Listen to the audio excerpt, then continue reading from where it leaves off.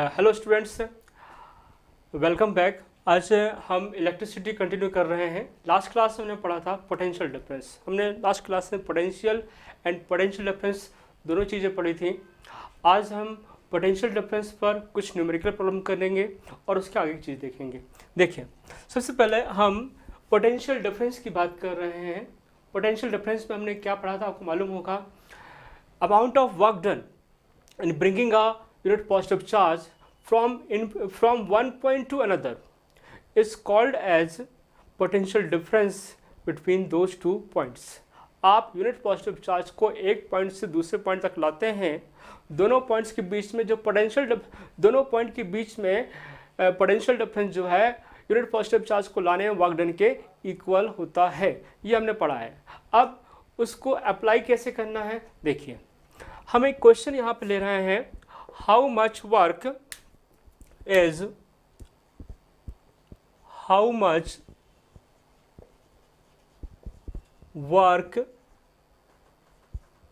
Done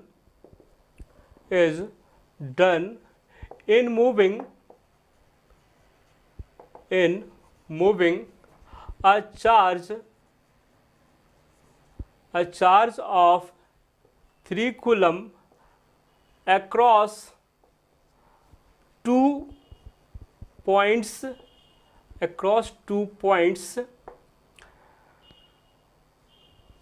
having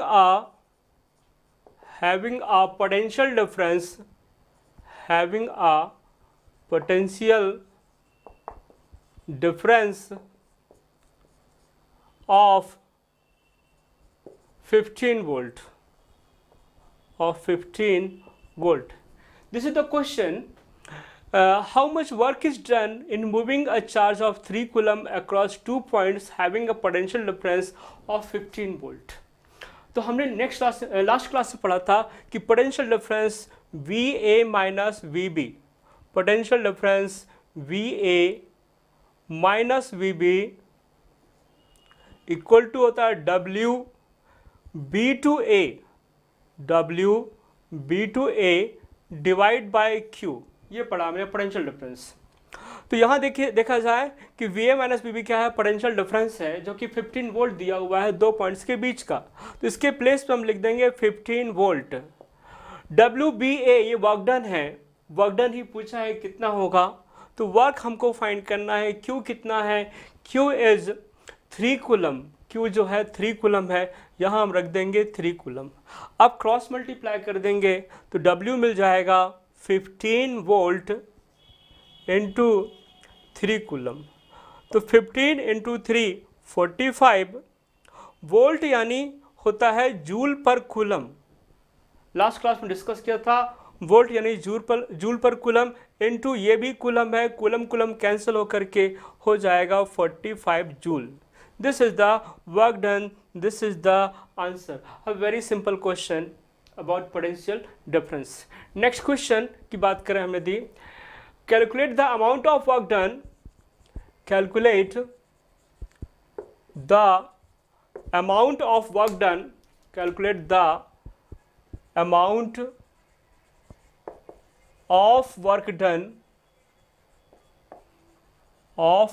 work done in bringing a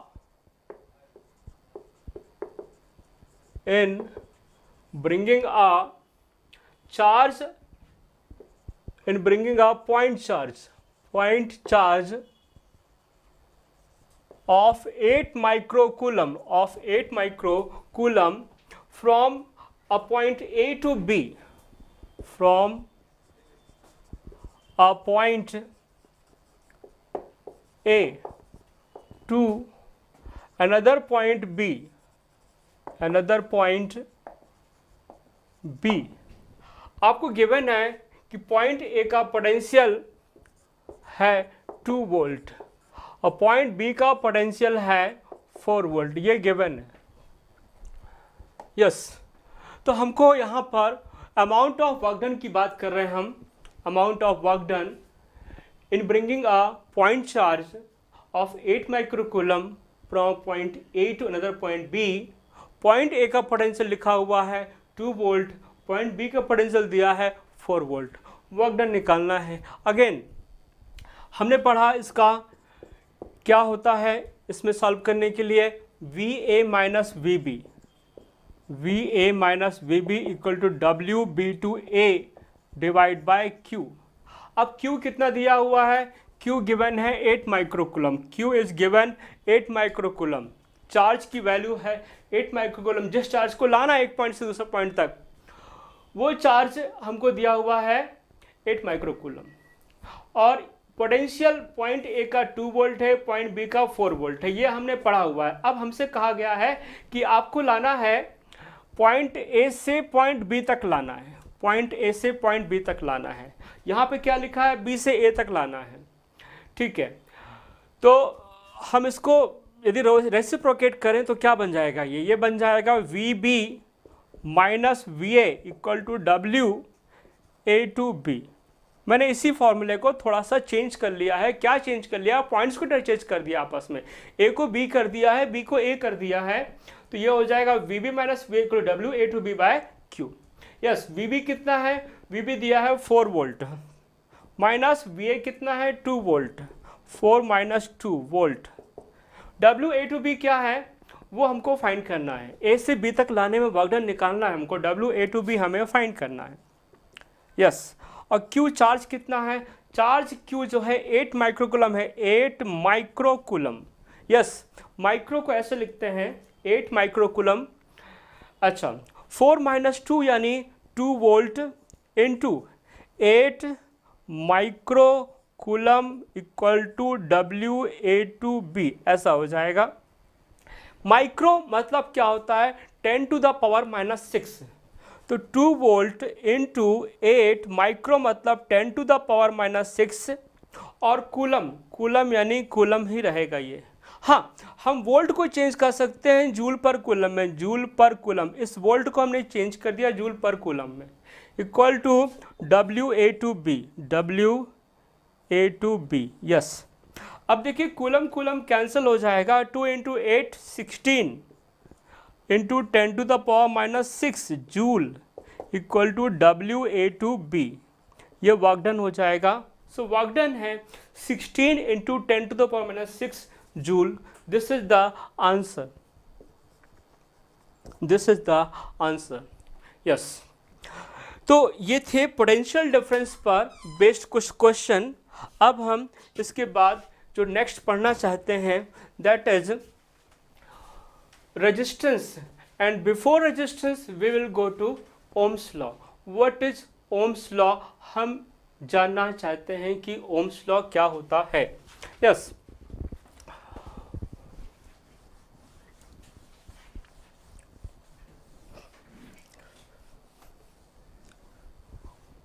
Ohm's law हमें यहाँ पर क्या होता है, it's a very important and interesting law.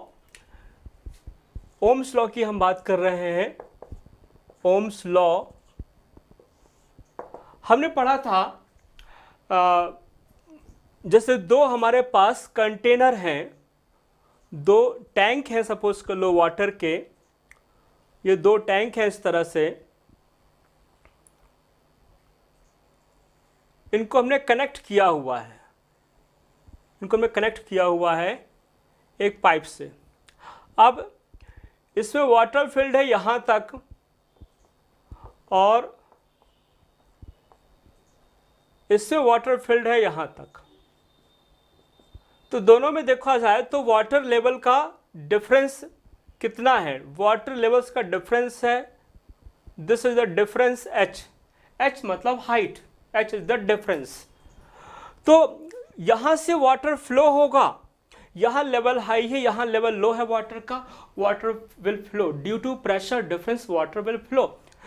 तो ये क्या है, वाटर इसमें हायर लेवल तक है, इसमें वाटर लो लेवल तक है, तो यहाँ पर लेवल में डिफरेंस है, और इस डिफरेंस की वजह से प्रेशर डिफरेंस क्रिएट होता है, प्रेशर डिफरेंस की वजह से वाटर फ्लो होता है, यहाँ से वाटर फ्लो होगा, और वाटर फ्लो जो है, rate of water flow will be higher if this difference is higher.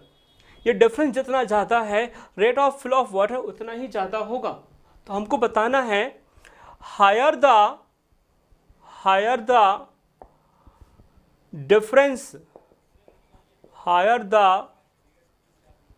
difference in levels H, ये हायर होगा, rate of flow of water भी हायर होगा. Higher will be rate of flow of water. Yes, इस बात से हमको clear रहा. अच्छा, मान लो ये डिफरेंस जो है हाइट का, ये डिफरेंस कम हो, यदि ये डिफरेंस कम होगा तो rate of flow of water भी कम होगा, यानी पर यूनिट टाइम कम वाटर फ्लो होगा. और ये जो लेवल का डिफरेंस से ज़्यादा होगा तो पर यूनिट टाइम वाटर भी ज़्यादा फ्लो होगा. मतलब higher the difference, higher will be rate of flow, lower the difference, lower will be rate of flow. Yes, same चीज अप्लाई होती है करंट पर. Higher will be potential difference applied, higher will be rate of charge flow. Rate of charge flow means current. ज़्यादा potential difference apply करेंगे ज़्यादा current flow होगा, कम potential difference apply करेंगे कम current flow होगा. यानी कि current is directly proportional to applied potential difference. यही है ओम्स लॉ. तो ओम्स लॉ कहता है कि जितना ज़्यादा पोटेंशियल डिफरेंस अप्लाई किया जाएगा उतना ही ज़्यादा करंट भी फ्लो होगा, और जितना कम पोटेंशियल डिफरेंस अप्लाई करेंगे उतना ही कम करंट भी फ्लो होगा. यस, तो ओम्स लॉ का स्टेटमेंट रियल में यही है. ओम्स लॉ का स्टेटमेंट रियल में यही है. अब उसको हम, because it is very important law, so मैं इसको यहाँ पर आपको बता रहा हूँ. According to Ohm's law, if physical conditions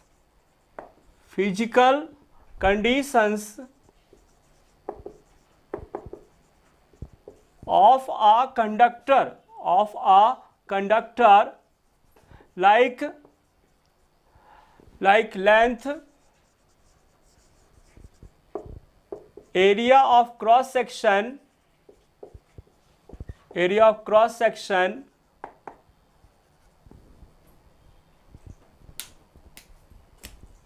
and temperature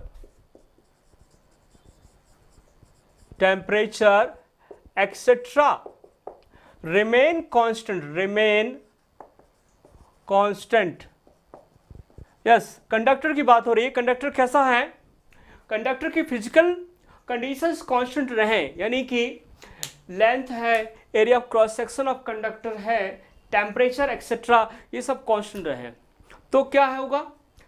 then current flowing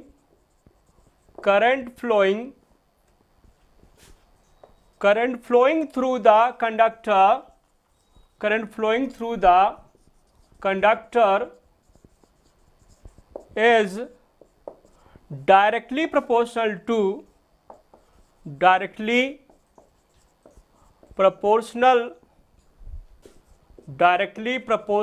to potential difference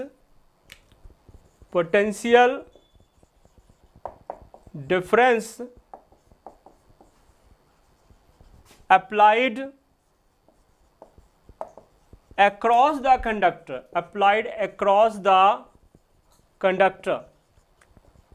yes, हम पहले ही पढ़ चुके हैं कि कंडक्टर में करंट फ्लो करना है तो हमें across the ends of the conductor potential difference generate करना होगा, पोटेंशियल डिफरेंस अप्लाई करना होगा. वो पोटेंशियल डिफरेंस हम कैसे अप्लाई करते हैं? With the help of a cell और battery. With the help of a cell और बैटरी हम पोटेंशियल डिफरेंस अप्लाई करते हैं, और पोटेंशियल डिफरेंस अप्लाई करने से करंट फ्लो होने लगता है, यानी इलेक्ट्रॉन्स जो है कंडक्टर के अंदर फ्लो करने लगते हैं और करंट फ्लो होने लगता है. अब हुआ क्या? ज़्यादा पोटेंशियल डिफरेंस अप्लाई करेंगे तो ज़्यादा करंट फ्लो होगा, कम पोटेंशियल डिफरेंस अप्लाई करेंगे तो कम करंट फ्लो होगा. यस तो वही बात ये ओम्स लॉ कहता है। ओम्स लॉ कहता है physical conditions of a conductor like क्या, लेंथ। फिजिकल कंडीशंस कौन कौन सी, length, area of cross section, temperature etcetera remain constant, then current flowing through the conductor is directly proportional to potential difference applied across the conductor. लिख सकते हैं that is I proportional to V। I means current और V मतलब क्या, potential difference। I will be proportional to potential difference। current proportional to होगा potential difference के।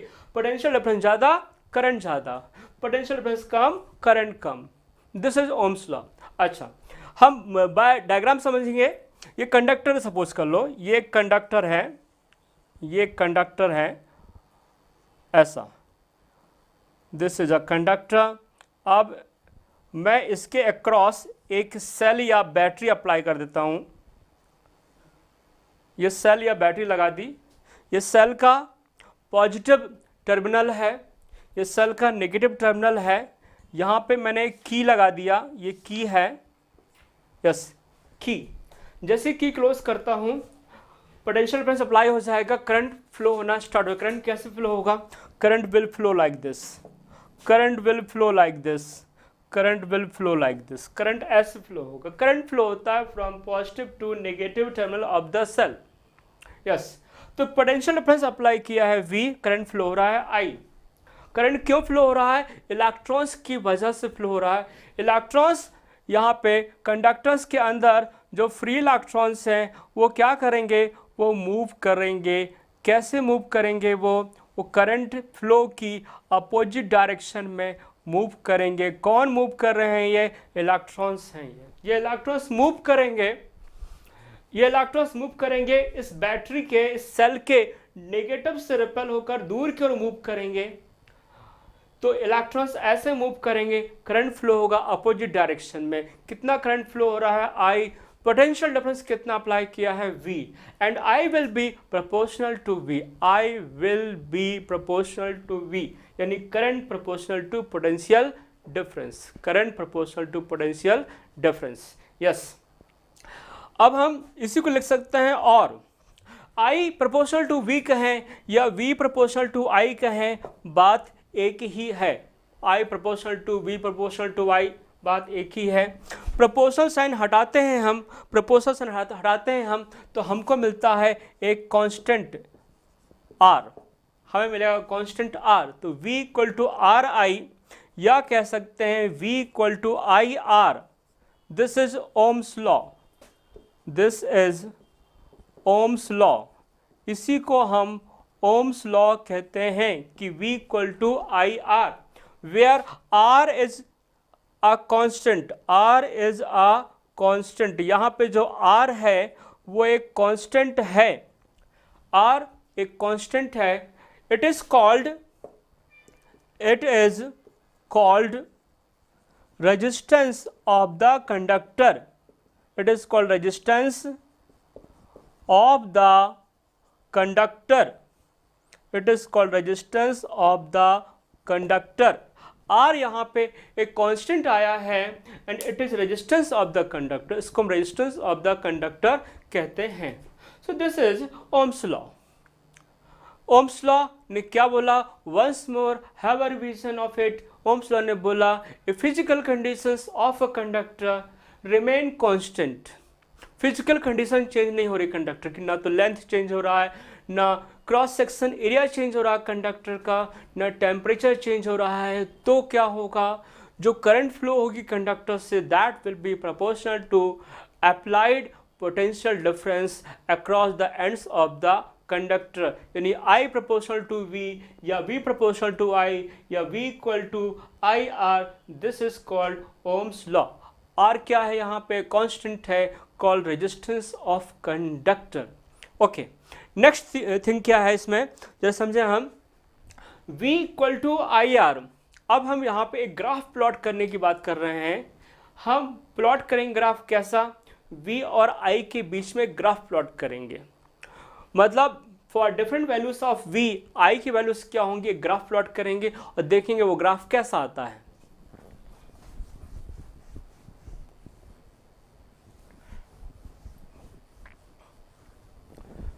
Yes, हम in general resistance को, ये जो रेजिस्टेंस लिखा है, what is resistance, resistance actual में किसी भी कंडक्टर की वो प्रॉपर्टी होती है जिसकी वजह से वो कंडक्टर खुद से होने वाली करंट फ्लो को ऑब्स्ट्रक्ट करता है, अपोज करता है। मतलब समझिए फिर से, मैं फिर से बता रहा हूँ आपको, रेजिस्टेंस क्या है कंडक्टर का, रेजिस्टेंस ऑफ कंडक्टर का मतलब क्या है। जब कंडक्टर से करंट फ्लो होता है तो कंडक्टर उस करंट फ्लो को रोकता है, ऑब्स्ट्रक्ट करता है, उसकी इस प्रॉपर्टी को कहते हैं रेजिस्टेंस। मतलब रेजिस्टेंस क्या कर रहा है, कंडक्टर रेजिस्टेंस क्या कर रहा है, कंडक्टर से फ्लो होने वाली करंट को रोकने की कोशिश करता है, उसके पाथ में ऑब्स्ट्रक्शन अप्लाई करता है। This is called resistance. अब हम यहाँ पर देख रहे हैं कि V और I के बीच ग्राफ कैसा होगा। रेजिस्टेंस ऑफ अ कंडक्टर को हम ऐसे रिप्रेजेंट कर सकते हैं जिगजैग से, ये रेजिस्टेंस ऑफ अ कंडक्टर है। यस, ये रेजिस्टेंस ऑफ अ कंडक्टर है, इसको हमने R बोल दिया है, और इसके अक्रॉस देखना है कि पोटेंशियल डिफरेंस क्या होगा। पोटेंशियल डिफरेंस मेजर करने के लिए हम एक डिवाइस यूज करते हैं जिसको हम कहते हैं वोल्ट मीटर। तो ये मैंने यहाँ पर ऊपर लगाया हुआ है वोल्ट मीटर, ये ऊपर जो लगा हुआ है ये वोल्ट मीटर का सिंबल है, वोल्ट मीटर लगाया हुआ है। वोल्ट मीटर मैंने रेजिस्टेंस के अक्रॉस लगाया है ताकि मैं पता लगा सकूं इस रेजिस्टेंस के अक्रॉस पोटेंशियल डिफरेंस क्या होगा। यस, नेक्स्ट मैं यहाँ पर अप्लाई कर रहा हूँ एक ammeter, A for ammeter apply कर रहा हूँ, और यहाँ पर मैं एक सेल ले रहा हूँ या बैटरी ले रहा हूँ जिसका पोटेंशियल डिफरेंस V है। यस, यहाँ पे सेल ले लिया मैंने। इसके अलावा यहाँ पे मैं एक वेरिएबल रेजिस्टेंस ले रहा हूँ, वेरिएबल रेजिस्टेंस, ये वेरिएबल रेजिस्टेंस है, इसको हम कह सकते हैं रियोस्टेट। रियोस्टेट यानी वेरिएबल रेजिस्टेंस, रियोस्टेट और वेरिएबल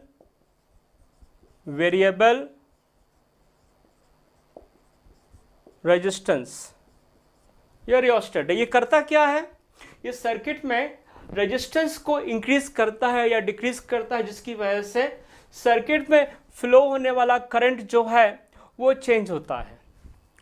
सर्किट दिस मैंने ये जो बनाया है ये वास्तव में एक सर्किट है। सर्किट क्या है, circuit is a closed conducting path through which current can flow. Circuit का मतलब होता है एक क्लोज्ड कंडक्टिंग पाथ जिससे करंट फ्लो हो सकता है, जिससे करंट फ्लो हो सकता है।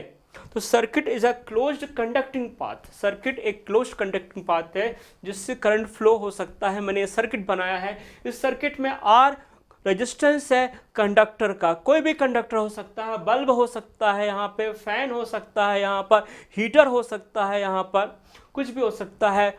जो भी कंडक्टर है उसका रेजिस्टेंस R लिया है मैंने।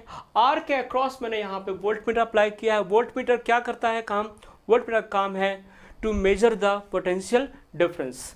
वोल्ट मीटर का पॉजिटिव ये एंड होता है, नेगेटिव ये वाला एंड होता है ये, और इसी तरह से ये एमीटर है, ये प्लस टर्मिनल, ये माइनस टर्मिनल। यस बच्चों, तो ये एमीटर है, ये करंट को मेजर करेगा, ये वोल्ट मीटर है, ये पोटेंशियल डिफरेंस को मेजर करेगा, ये रियोस्टेट है, वेरिएबल रेजिस्टेंस भी कह सकते हैं। ये क्या काम करता है, ये सर्किट में रेजिस्टेंस इंक्रीज कर देता है या डिक्रीज कर देता है, जिसकी वजह से करंट जो है चेंज होती है। यस, तो for different values of I V क्या होगा हम पता लगाएंगे। For different values of I V क्या होगा हम पता लगाने वाले हैं यहाँ पर। तो हम V और I के बीच में ग्राफ प्लॉट करते हैं। कैसा ग्राफ होता है देखिए,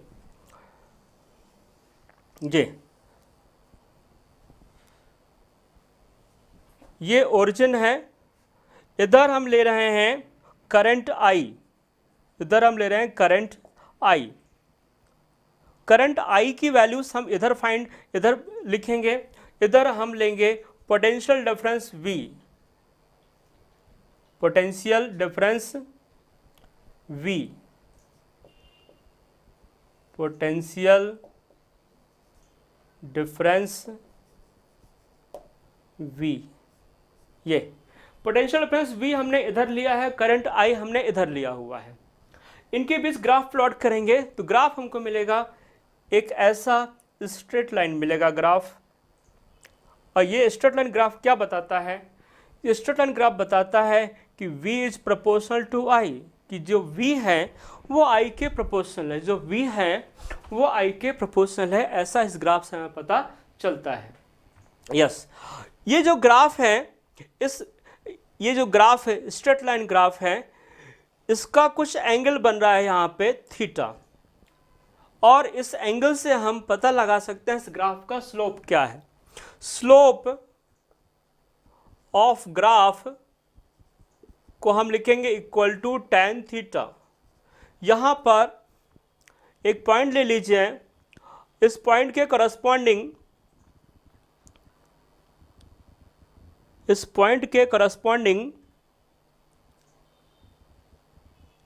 देखिए, इस पॉइंट के करस्पॉन्डिंग i की वैल्यू लिख लेता हूं मैं, i है, यहाँ पे मैं लिख लेता हूं v की वैल्यू क्या है, v है। यस, इस पॉइंट के करस्पॉन्डिंग v कितना है, v है, i कितना, i है। इस पॉइंट को नाम दिया a, इस पॉइंट को नाम दिया b, इस पॉइंट को नाम दिया c।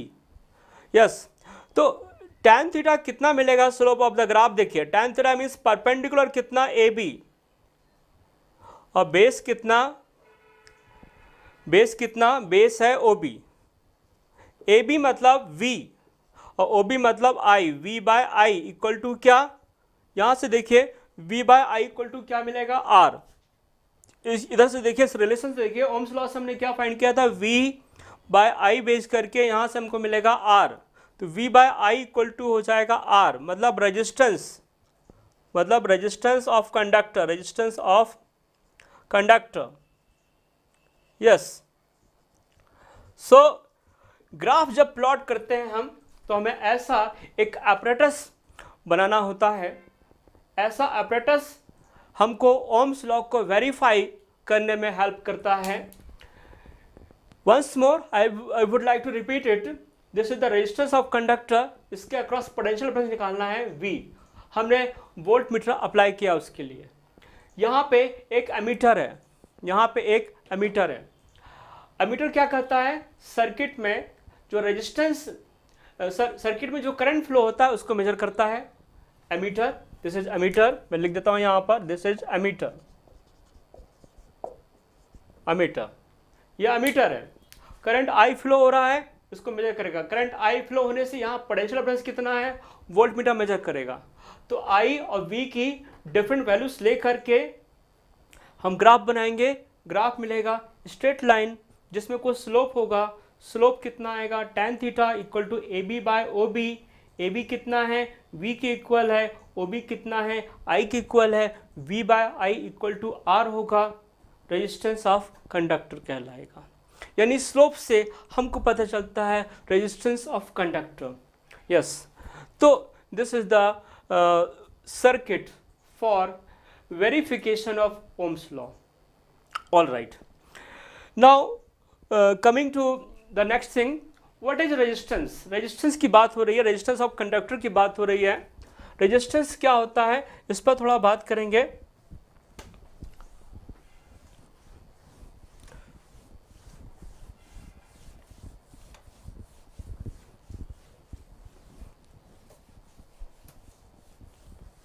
यस, रेजिस्टेंस की बात करेंगे। रेजिस्टेंस क्या है? तो रेजिस्टेंस मतलब obstruction imposed by a conductor to the current flowing through it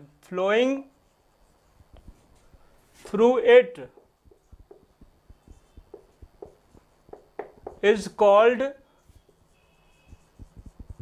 resistance of the conductor. Yes, देखें आप, मैंने बहुत ही क्लियरली यहाँ पे मेंशन कर दिया है what is resistance obstruction imposed by a conductor to the current flowing through it is called resistance of the conductor. It is defined as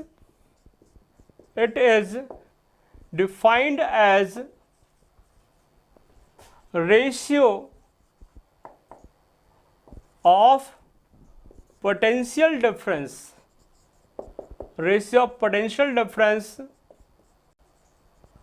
applied. It is defined as ratio of potential difference applied to current flowing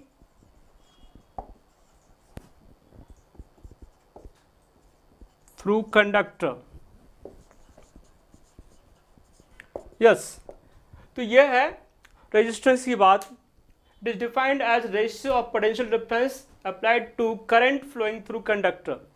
मतलब resistance R equal to क्या होगा, V by I. This ratio V और I का ratio कहलाता है resistance. SI unit क्या होगा इसका, देखिए SI unit of R, SI unit of R होता है, V का यूनिट होता है वोल्ट, I का यूनिट होता है एम्पियर, वोल्ट पर एम्पियर इक्वल टू क्या, वोल्ट पर एम्पियर को एक नया नाम देते हैं, वो नाम है ओम. और ओम को सिंबॉलिकली हम लिख सकते हैं ऐसा, ये ओम है. ओम को सिंबॉलिकली हम ऐसे रिप्रेजेंट कर सकते हैं, ये ओम है. This is SI unit of resistance. Resistance is a scalar quantity. It is a scalar. You must note it. It is a scalar. Resistance एक scalar quantity है.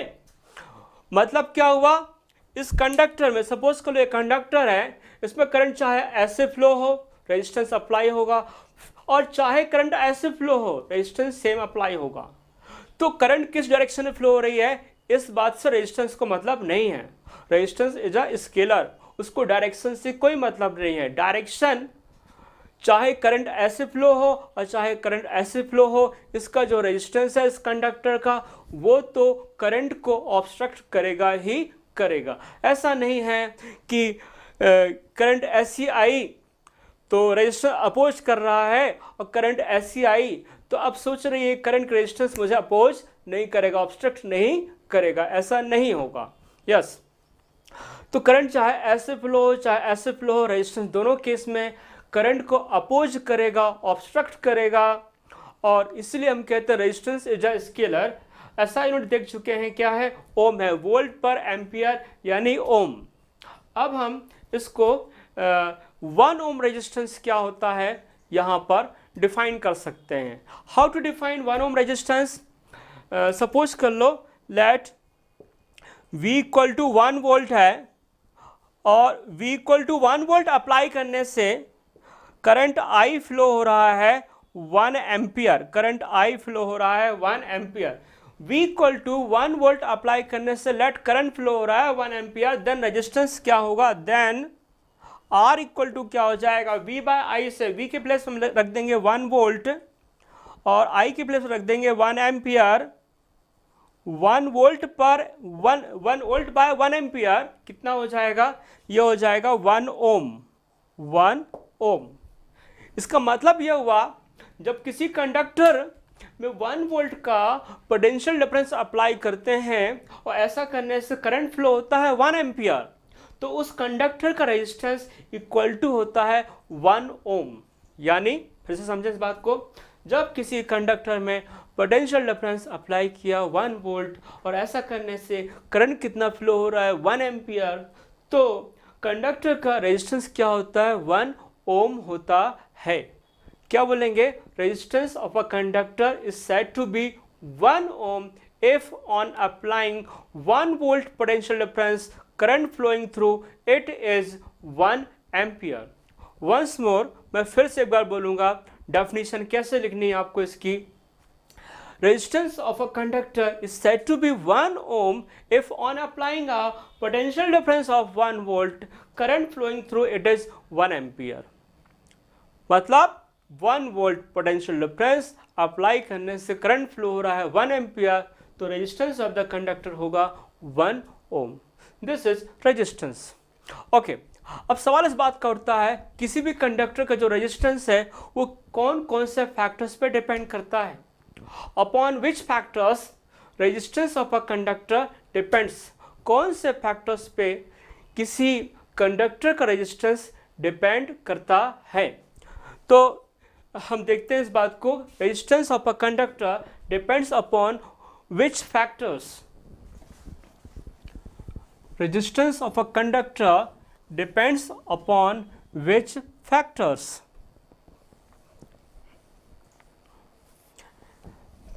But before going to this, let us see some examples of it, see some questions on it.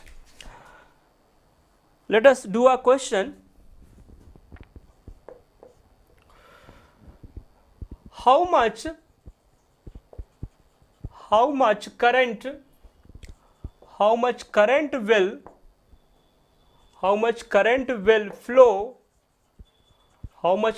will flow through an electric heater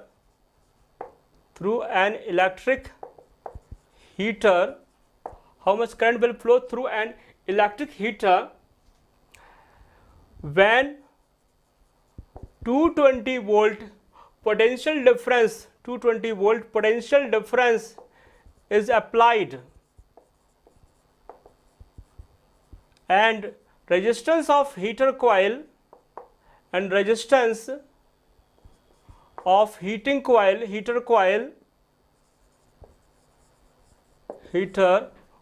is 2000 ohm. Yes, this is the question.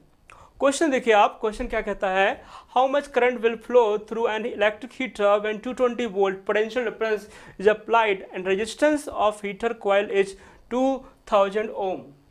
Yes, current कितना flow होगा। Simple देखिए, current निकालने के लिए हम बोलेंगे V equal to I R होता है ओम्स लॉ से, तो I इक्वल टू हो जाएगा V by are.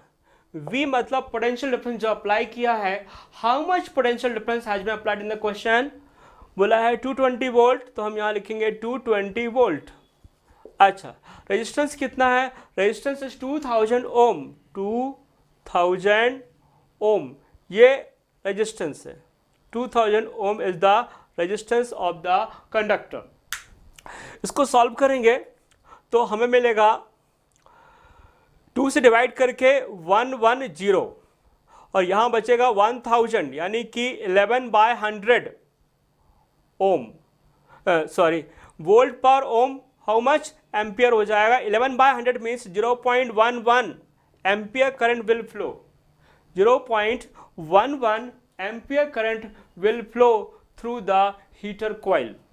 Yes, in the same way, one more question.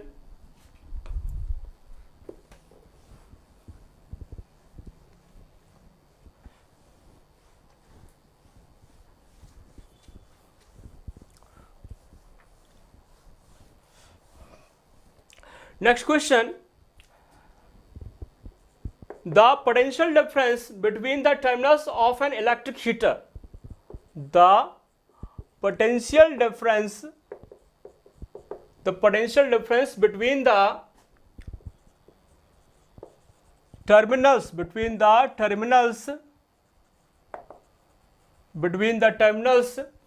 of an electric heater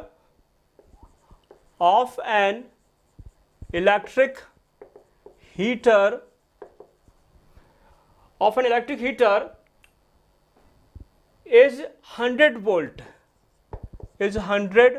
volt. Potential difference लगाया है 100 वोल्ट का, और when it draws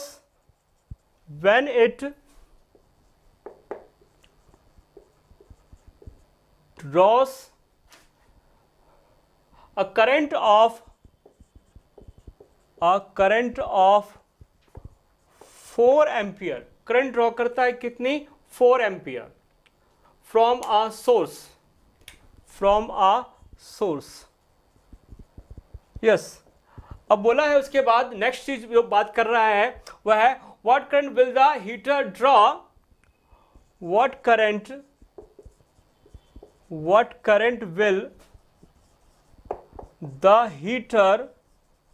will the heater draw, what current will the heater draw if the potential difference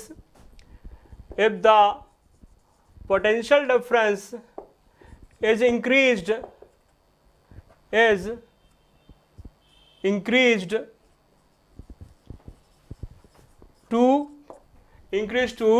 250 volt. 250 volt. This is the question. The potential difference between the terminals of an electric heater is 100 volt when it draws a current of 4 ampere from a source. What current will the heater draw if the potential difference is increased to 250 volt? Yes students, इस question को solve करना है। तो इसका पहला statement देखिए आप, इसका पहला स्टेटमेंट क्या कहता है? इसका पहला स्टेटमेंट है कि इलेक्ट्रिक हीटर के टर्मिनल्स के बीच में जो पोटेंशियल अप्लाई किया है वो है 100 वोल्ट और करंट कितनी ड्रॉ कर रहा है वो 4 एम्पियर। अच्छा, अब हम इसमें ओम्स लॉ अप्लाई करेंगे तो हमको मिलेगा V = IR, यानी R हो जाएगा V/I। V कितना है 100 वोल्ट और I कितना है 4 एम्पियर, तो ये हो जाएगा 25 ohm. 25 ohm. This will be resistance of the heater. अब नेक्स्ट क्या कहता है? नेक्स्ट बात वो क्या कहता है समझिएगा। नेक्स्ट वो बोलता है यदि पोटेंशियल डिफरेंस हम इंक्रीज कर दें 250 वोल्ट, पोटेंशियल डिफरेंस हो जाएगा 250 वोल्ट, पर रेजिस्टेंस वही रहेगा हीटर का। रेजिस्टेंस तो क्या है?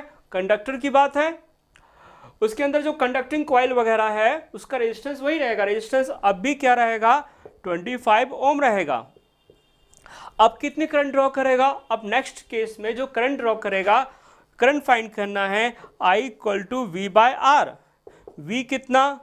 250 वोल्ट और R कितना? 25 ओम। कितना हो जाएगा ये? 10 एम्पियर। तो अब वो कितनी करंट ड्रॉ करेगा? 10 एम्पियर करंट ड्रॉ करेगा। This is the answer. This is the answer. Yes, तो हमने क्या किया इसमें? पहला केस लिया, जो पहली बात वो कह रहा था कि पोटेंशियल डिफरेंस अप्लाई किया है 100 वोल्ट, करंट फ्लो कर रहा है 4 एम्पियर, तो हमने यहाँ पर ओम्स लॉ अप्लाई करके क्या निकाल लिया? रेजिस्टेंस निकाल लिया, resistance of the heater find कर लिया। यस, नेक्स्ट बात कहता है कि यदि मैं पोटेंशियल डिफरेंस कितना अप्लाई कर दूं 250 वोल्ट, तो करंट कितना फ्लो होगा? जब पोटेंशियल डिफरेंस अप्लाई करेगा 250 वोल्ट, रेजिस्टेंस तब भी उतना ही रहेगा, 25 ओम ही रहेगा। तो रेजिस्टेंस अभी भी 25 ओम है और इन दोनों को प्लेस करके मैं फाइंड कर सकता हूँ I = V/R से 10 एम्पियर। तो अब वो करंट फ्लो करेगा 10 एम्पियर। यस, तो this is the way how to solve this questions.